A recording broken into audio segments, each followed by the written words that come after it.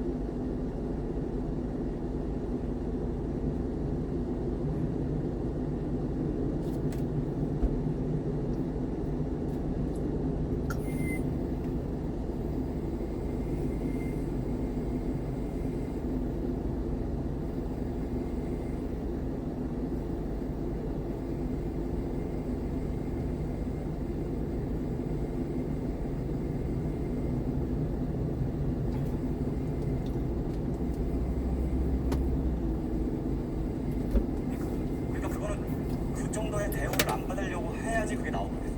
그냥 나는 그냥 평범한 주주처럼 같이 행동해도 그림자처럼 있는 사람이야. 그거를 명예를 버리고 그걸 감내할 수 있는 사람이라면 노자처럼 해도 돼. 근데 내가 막 사업적 특성에서 사람들을 막 환호들 받기 시작하고 존중도 따로 막 이렇게 직원들한테 그런 거 다 받고 하려고 하면 그건 불가능해. 근데 노자는 그걸 하지 않는 사람한테는 너무 유용하지. 한 장 한 장이 다 그런 얘기. 그래서 삶에서 노자처럼 살면 적도 별로 삶 자체가 나도 내가 사업 규모에서 굉장히 순탄한 사람이야. 나는 나 때문에 피해자가 됐어.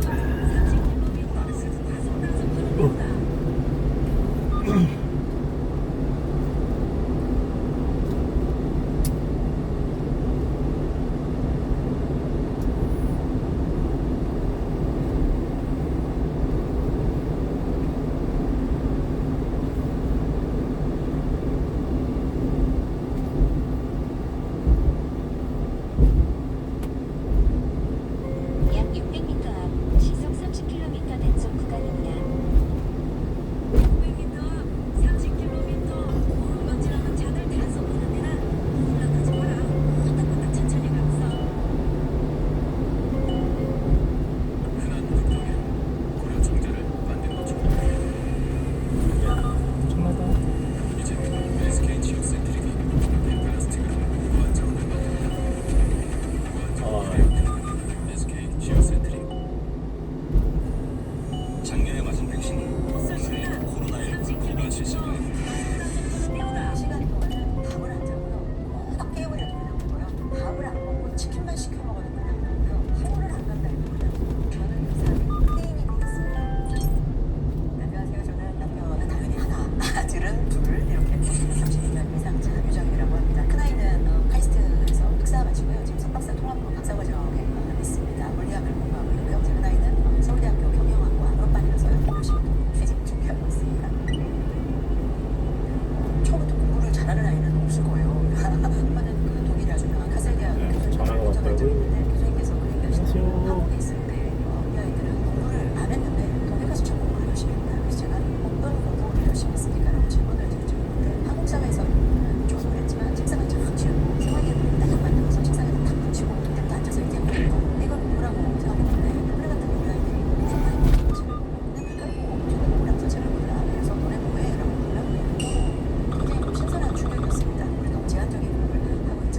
그래서 이제 속도가 잡혀서 1km, 60km 신호 위반 과속 단속 구간이오다. 아닌가. 그 결과물이지. 어려서부터 공부를 잘했다. 그건 아닌데 단 이건 있었어요. 아이들이 명확하게 보여주는 자기만의 특징.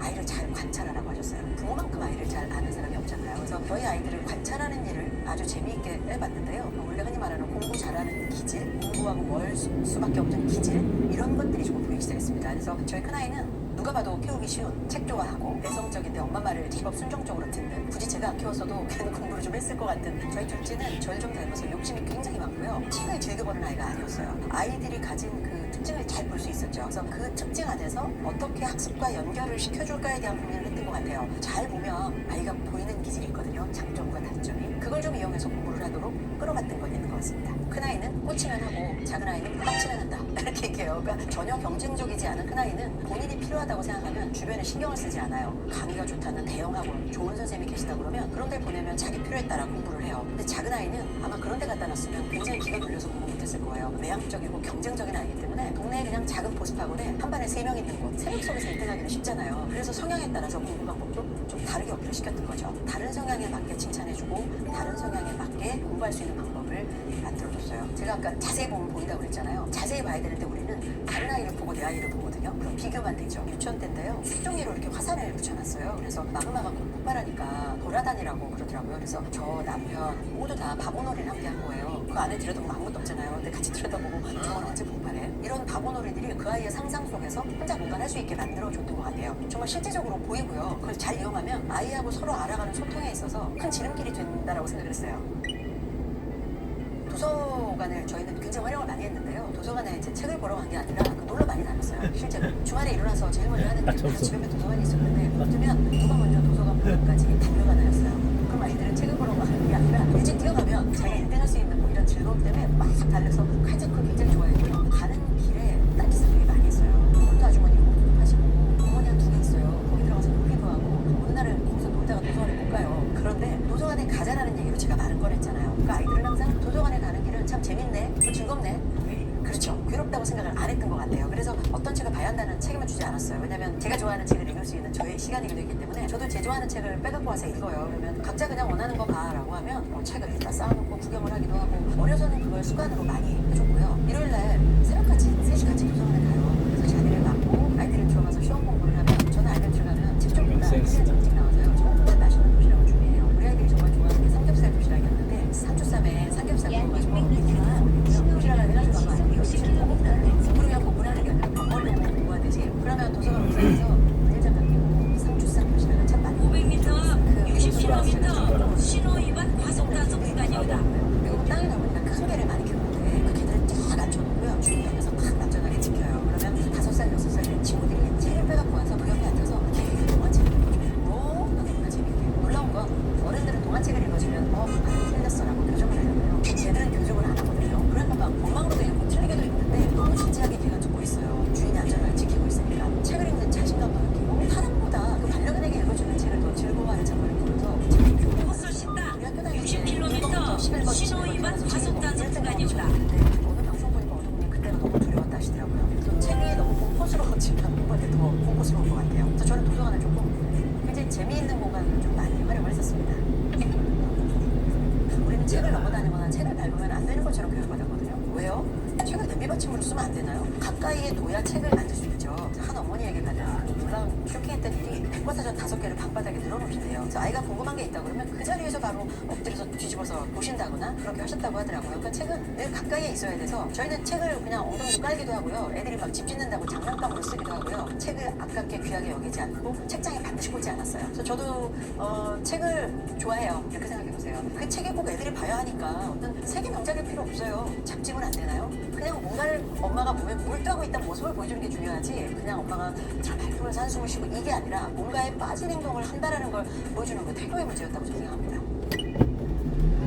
모든 것에서 탈피한 나만을 위한 문장 아이들에게도 좀 그런 게 필요하겠다. 첫 번째로 철저하게 문장을 딱 이루어져야 된다. 게임 때문에 고민하는 어머니들 굉장히 많으세요. 하루에 게임을 30분씩 해 하루에 1시간씩 이렇게 주면 아이들이 하루에 갔다 와서 숙제하고 학원 갔다고 하면 그 시간을 다 못 쓸 때가 있어요. 엄청 억울해지거든요. 게임 시간을 못 썼단 말이에요. 그래서 저는 그렇게 안 주고요. 일주일에 몇 시간을 줘버렸어요. 기가 막히게 메모리나요. 오늘 딱 2분 썼으니까 1시간 58분이 남았네. 그래서 애들은 전혀 억울하지 않은 거예요. 그 시간을 반드시 보상을 합니다.